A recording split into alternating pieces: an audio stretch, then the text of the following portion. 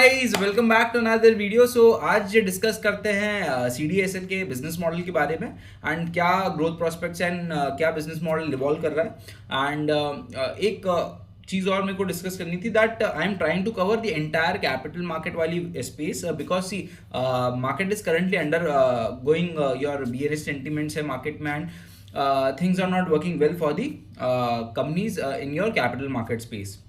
अब क्या होगा, जैसे ही आपका जो है वापस से एक बुल मार्केट स्टार्ट होगा, your retail participation starts coming into market, जो आपकी ट्रेडिंग वगैरह वापस रिज्यूम होती है, then your swing trading, your momentum trading, everything start. So आपके retail participation will start coming back into the markets and वापस से एक्टिविटीज विल स्टार्ट इंप्रूविंग। आपके IPOs आने लग जाएंगे, फिर आपके कॉर्पोरेट एक्शंस होने लग जाएंगे। सो अभी जब तक आपका जो है बियरिश मार्केट चलता है, सो दीज कैपिटल मार्केट वाले जो स्टॉक्स है दे विल कीप बीटिंग, मतलब इनको जो है आपका जो है ब्रूटल सेल ऑफ्स एंड ये सारी चीज़ें मिलेगा आपको। बहुत अच्छी वैल्यूएशंस पे जो ये कैपिटल मार्केट वाले कंपनी जो है अभी करंटली ट्रेड कर रही है। एंड जैसे आपका बुल मार्केट एक बार स्टार्ट होता है तो जिस वैल्यूएशन पे अभी जो ये कंपनी ट्रेड कर रही है they will not be trading at those valuations and obviously फिर आपको मौका नहीं मिलेगा एंटर करने का। So it's one of the best time जहाँ पे आप कैपिटल मार्केट वाली जो स्पेस है, वहाँ की जो कंपनीज है वहाँ उनको देख सकते हैं and you can invest according to your understanding of business model, your understanding, फिर आपको कन्विक्शन के मॉडल्स पे उसके according you can invest. So मेरा मोटिव यही है to make my community aware of the entire capital market वाली space में and because of that only I am making a series of video on that. So in the last video we have covered the Anand Rathi Wealth and आज बात करते हैं CDSL की। then obviously फिर in the next videos I will try to bring more capital market companies. ठीक है, so start करते हैं on CDSL. So CDSL is your depository company. What depository means, so let's say मैंने आज कोई भी share bye किया, let's say मैंने HDFC बैंक के 10 शेयर बाय किए फॉर एग्जाम्पल. सो अब ये जो 10 शेयर्स है, I have my demat account से राइट, ठीक है. अब मेरे पास जो है 10 अलग अलग डीमैट अकाउंट भी हो सकते हैं एंड किसी पर्टिकुलर डीमैट अकाउंट में मैंने 10 शेयर्स को बाय किया. अब वो जो 10 शेयर्स है वो मेरे डीमैट अकाउंट में इलेक्ट्रॉनिकली स्टोर हो जाते हैं और वो स्टोरेज का जो काम है वो आपकी ये डिपॉजिटरीज करती है. सो मेरा जो ये 10 शेयर्स है that has to be secured and safely stored in a electronic form and जो है वो रिप्लेस नहीं होना चाहिए, मिसप्लेस नहीं होना चाहिए. बिकॉज सी देयर लैक्स, मतलब आपका जो है मार्केट में at any point of time एक पर्टिकुलर एवरेज किसी भी दिन अगर अपन पिछला 1 साल का वॉल्यूम देखें, so it's 1 lakh crore worth of shares are trading in a single day. So obviously these large volumes need to be captured and उसको आपको जो है सिक्योरली एंड सेफली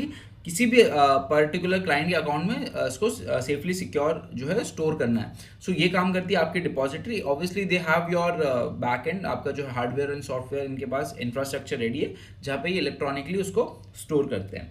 पहला मॉडल. सो सबसे पहला तो इनका डिपॉजिटरी है, ठीक है. उसके बाद they are your KRA agent. So what does KRA mean? So it is KYC registration agents, ठीक है. So what does KYC registration agent means? So they have your investors का डेटा. सो फॉर एग्जांपल अगर मैं हूँ तो मेरा pan card का number क्या है, मेरा आधार नंबर क्या है, मेरा date of birth, my personal information, फिर my bank related information. So इनके पास वो जो है आपकी KYC स्टोर्ड रहती है इन योर बैक एंड, है ना, इनके पास CDSL के पास. एंड लेट्स से अगर मैंने अब कोई नया मेरे को डीमैट अकाउंट खुलवाना है तो I would have to do my KYC. So अब जैसे मैंने मान लो एंजल वन के साथ कोई अपना डीमैट ओपन करवाया एंड दे आर वांट कि मैं ऑब्वियसली एंजल वन जो मेरी KYC मांगेगा. सो जो है Angel One will fetch your KYC from your CDSL and हर एक फेचिंग पे उनको 35 रुपीज़ जो है वो पे करने पड़ते हैं. सो ऑब्वियसली जितने आपके डीमैट अकाउंट्स ओपन होंगे, जितनी आपकी ट्रेडिंग होगी, जितने नए रिटेल पार्टिसिपेशन आएगा मार्केट में, सो उतनी जो आपकी फेचिंग वगैरह होगी एंड हर एक फेचिंग पे, हर एक KYC की फेचिंग पे आपको 35 रुपीज़ पे करने पड़ते हैं. सो दूसरा इनकम इनका यहाँ से आता है. थर्ड,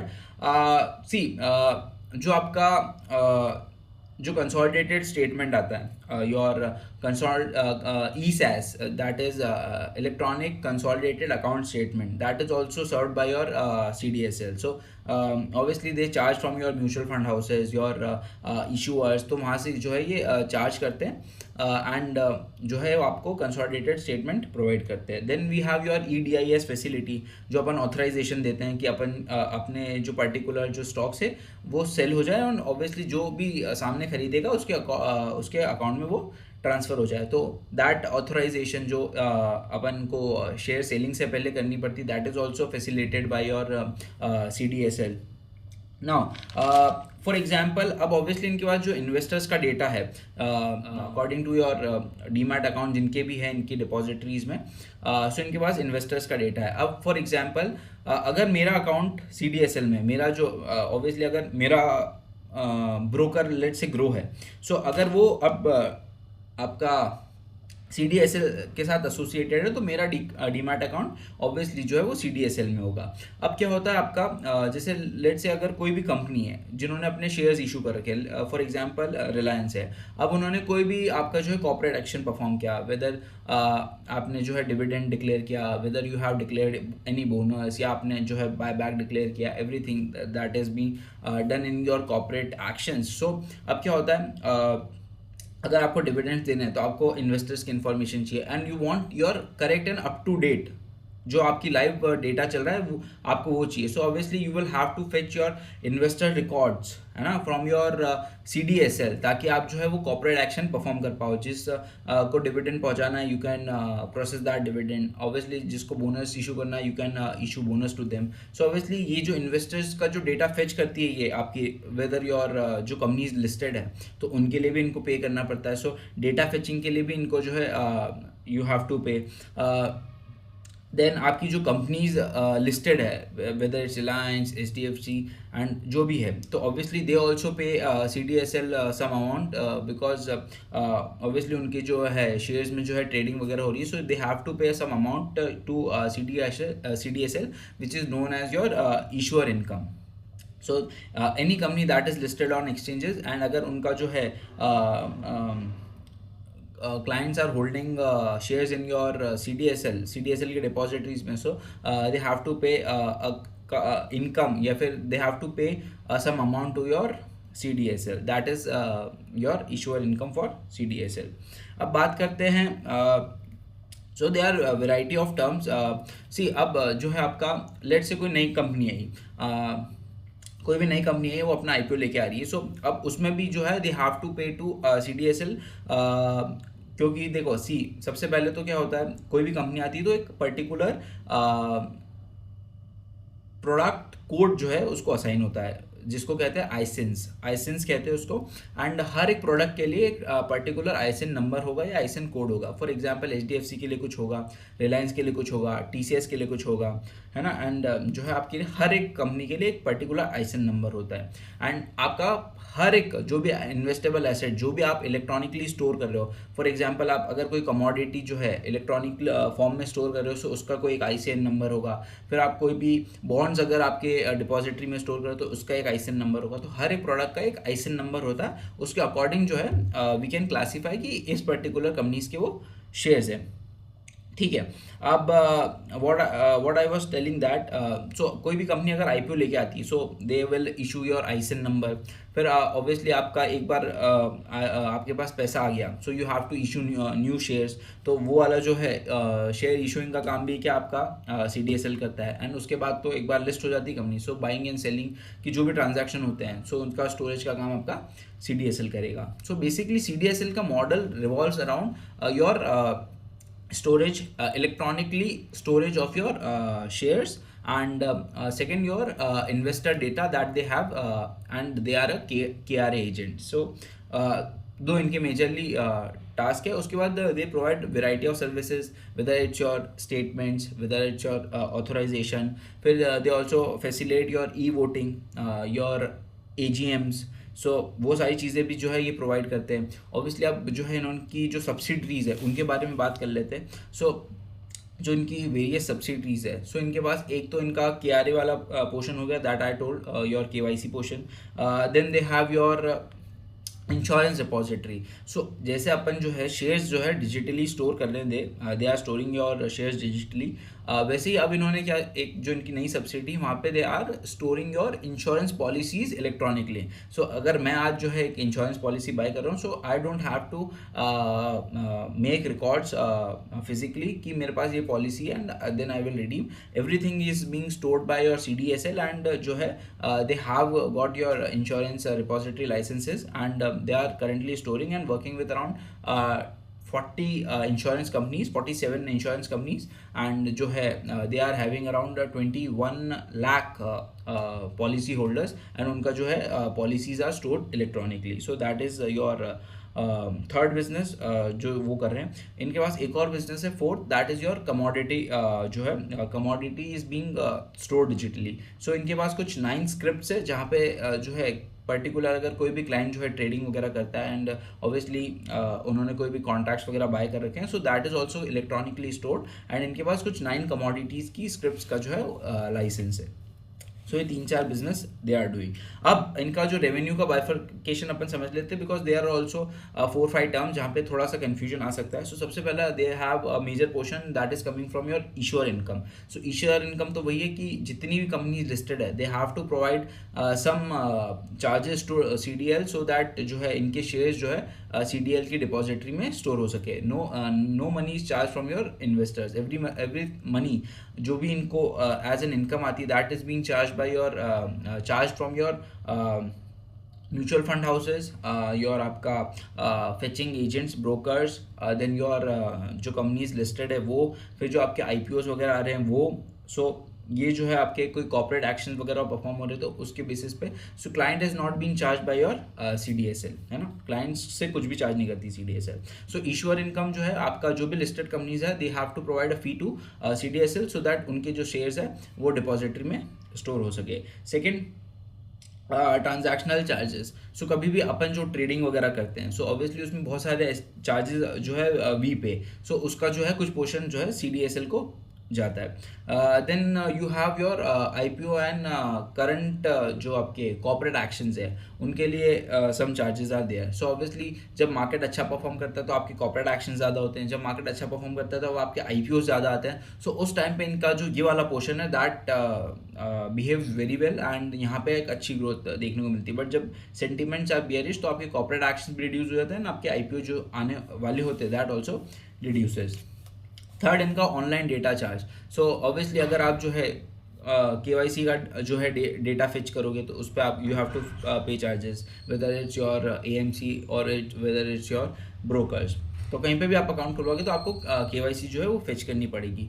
सो वो जो डेटा ये प्रोवाइड करते हैं उसके चार्जेस लेते हैं। सेकंड, आपका जो भी कॉर्पोरेट एक्शंस होते हैं एंड उसके लिए अगर मतलब लेट से अगर डिविडेंड मेरे को पे करना है तो मेरे कितने शेयर होल्डर्स है eight this point in time जिनके अकाउंट्स में जो है ये शेयर्स जो है क्रेडिटेड है।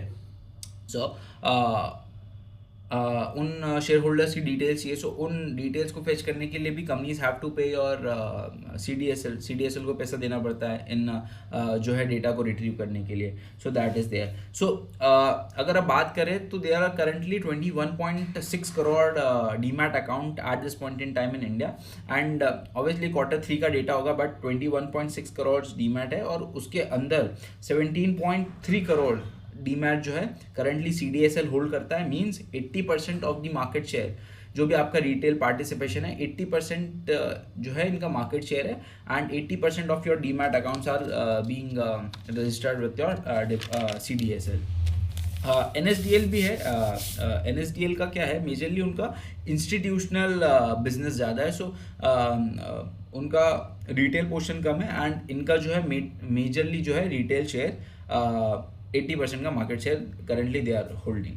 अब जो है इनकी जो आप ग्रोथ देखोगे, सो ऑब्वियसली जब आपके मार्केट्स जो है बियरिश मोड में है एंड आपका अगर मार्केट परफॉर्म नहीं कर रहा, so they will also not perform, that is very clear, and जो आपकी ग्रोथ जो है वो स्टैगनेंट हो जाती है। सो अभी revenues I think have grown by around 10-12%, and आपका जो है profitability is constant, that is flat. So अब मेजरली इनका जो है टेक कॉस्ट या फिर आईटी कॉस्ट जो है दैट इज इंक्रीजिंग, एंड जो आपका टेक्नोलॉजी का जो कॉस्ट है that is being incurred by the company. Because see what happens is जब भी आपका बुल मार्केट आता है ना, मेजरली आपका बहुत जो है रिटेल पार्टिसिपेशन इंक्रीज हो जाता है.